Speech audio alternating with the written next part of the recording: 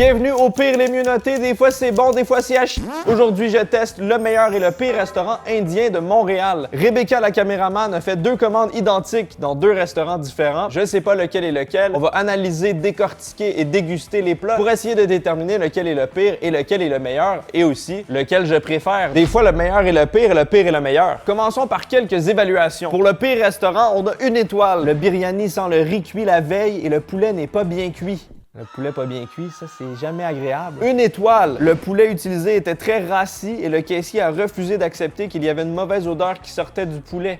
Ah, Dieu devrait sauver Biryani de ces gars. Le kulcha brûlé et la quantité de chana est tellement moindre que vous pouvez manger avec un demi-kulcha. Pas un demi-kulcha. Très mauvaise nourriture que j'ai achetée à partir de 4 bouffées de légumes et d'œufs de poulet. Hein? Tous sont comme des ordures. Je recommande à tout le monde d'y aller. Hein? Commandez à vos risques et périls. C'est du haut niveau de médiocrité. J'espère ne pas avoir d'intoxication ou quelconque complication. J'ai peur. Maintenant, le meilleur pour faire changement. 5 étoiles. Tout est frais. Leur pain fait main trempé dans la sauce du poulet au beurre est absolument incroyable. Prix dérisoire, service rapide, cuisine authentique. Quoi de plus? Oh, les images, franchement, ça va. 5 étoiles. Mon Dieu. 15 ans dans le quartier et ce restaurant est la meilleure chose qui me soit arrivée dans ma vie culinaire. Oh, c'est gentil comme review. Et on a encore et encore et encore des 5 étoiles. Les attentes sont élevées pour celui-là. Imagine, j'arrive même pas à différencier les deux. Ça se peut. Let's do this!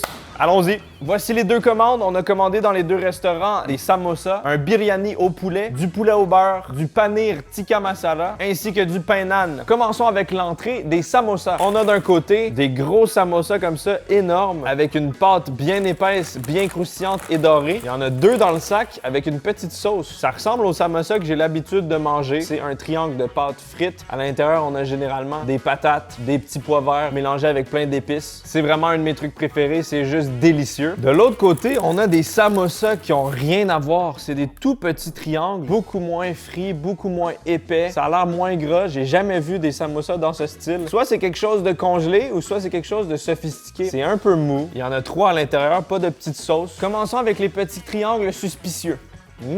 C'est le classique mélange de samosa aux légumes, patates, petits pois verts, plein d'épices à l'intérieur. C'est vraiment assaisonné, goûteux. La pâte est un peu molle, pas très croustillante. L'intérieur est bien farci. J'ai jamais mangé des samosas comme ça. C'est un peu piquant, parfaitement salé. Je trouve ça bon. Allons-y avec l'énorme. Oh! Je suis surpris, ça n'a pas du tout le même goût, mais c'est tout aussi bon. Mélange de pommes de terre bien moelleuse à l'intérieur, plein d'épices, plein d'assaisonnement encore une fois. Plus piquant, moins salé. La pâte est plus croustillante, plus épaisse. D'habitude, j'arrive facilement à deviner les pires et les meilleurs, mais là, ça commence avec beaucoup de difficultés. Essayons la petite sauce. Souvent, c'est sucré et piquant. Ça vient équilibrer le gras de la pâte frite. Ouais, j'adore. Je pense que l'énorme et sec, bien frit, c'est le meilleur. Et le petit triangulaire qui semble surgelé, c'est le pire. On verra si j'ai raison plus tard. On enchaîne avec le biryani. C'est du riz avec de la viande, des épices, plein de choses. C'est comme délicieux. Meilleure description. On a 2 emballages bien différents, 2 quantités de portions aussi bien différentes. Oh wow! Oh my god!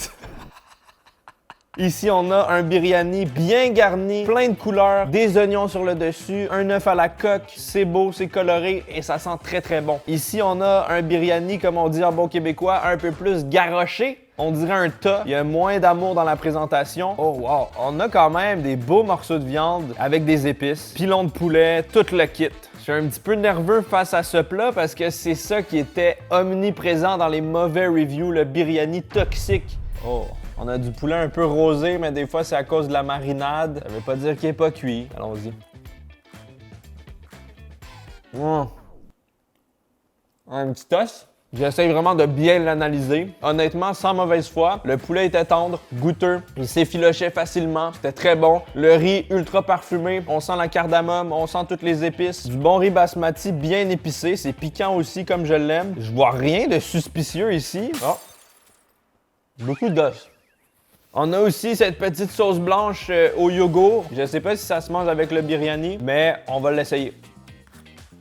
Je pense que c'est du raïta à la menthe. C'est très acide, bon goût laitier, c'est rafraîchissant et ça vient contrebalancer le piquant. Et il y a un petit goût de menthe.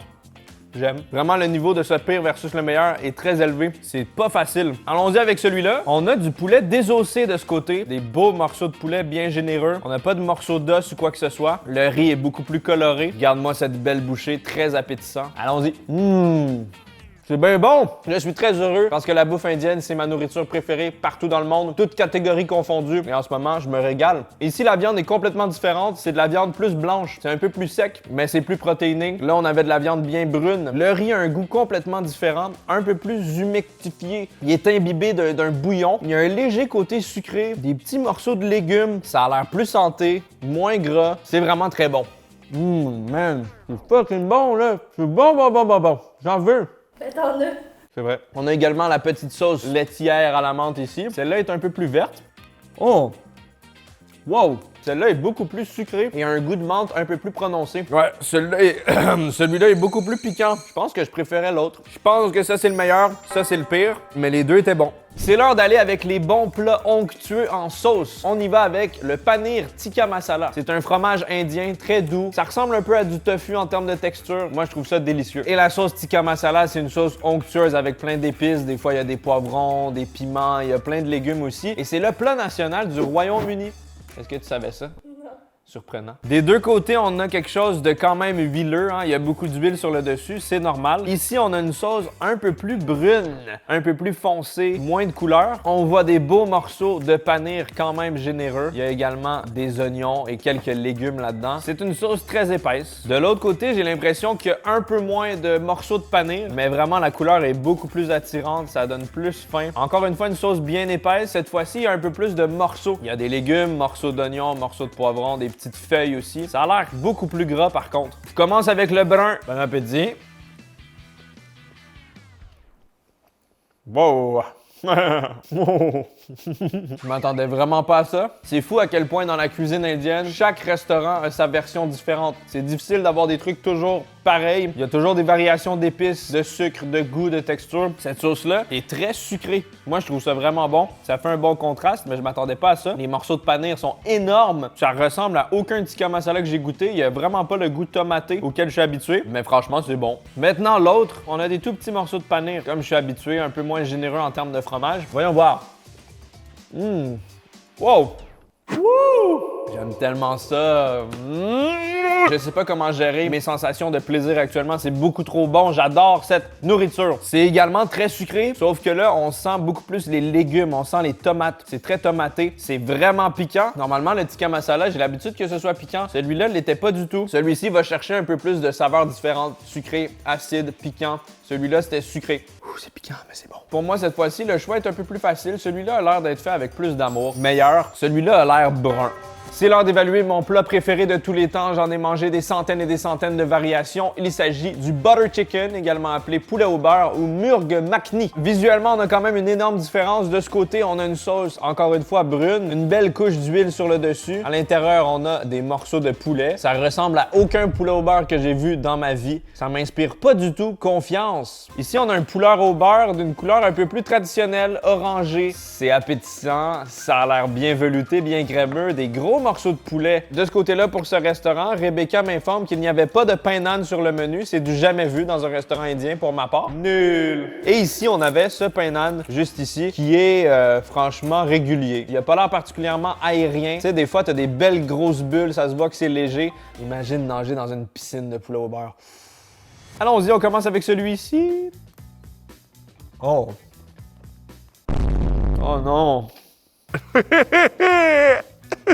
Le poulet a un arrière-goût très fort. Est-ce que ce serait donc ça, la viande rassie? Je ne pense pas que c'est sécuritaire d'ingérer cette viande. La sauce a également un arrière-goût puissant de cannelle. J'ai jamais mangé une sauce poulet au beurre avec cet arrière-goût. Elle est franchement pas mauvaise, mais tant qu'à moi, ça n'a rien à voir avec du poulet au beurre. On n'a pas le goût habituel beurré, crémeux, laitier, doux. C'est juste une sauce semblable un peu à la tikka masala d'avant. Ça, c'est un énorme non.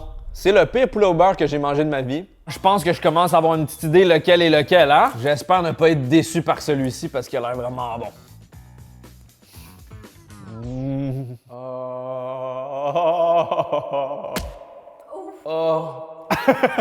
C'est tellement bon. Pour moi, c'est le meilleur plat de l'existence humanitaire. Ça vient chercher toutes les saveurs ensemble. C'est sucré, c'est tomaté, c'est épicé, c'est crémeux. C'est juste vraiment trop bon. La sauce est épaisse, c'est riche, le poulet est tendre. Tu mets ça sur un petit pain d'âne comme ça, là, puis tu t'en vas au paradis directement.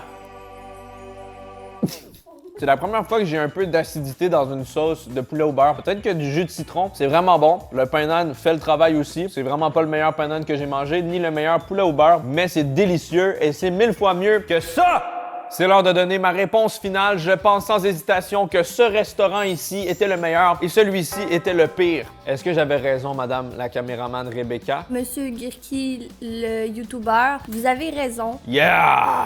C'était quand même facile. C'était un peu évident, surtout vers la fin. Ton poulet au beurre qu'il y a devant toi du mauvais restaurant, je crois sincèrement qu'ils se sont trompés parce que sur l'image sur Uber Eats, ça ressemble pas du tout à ça. Oh, wow! Ouais. OK, ils se sont trompés. J'ai pas le bon plat. Le sous-total pour le pire est de 47,46. Le meilleur a coûté 46,95. Ça a coûté moins cher que le pire. $1 moins cher, mais on avait un pain d'âne de plus. Comme quoi, parfois, le prix ne reflète pas la qualité. Si vous êtes curieux de savoir quel était le meilleur restaurant, il s'agit de Plateau Cuisine Indienne. Je dirai pas le nom du pire juste pour pas dénigrer quelconque commerce. Poulet.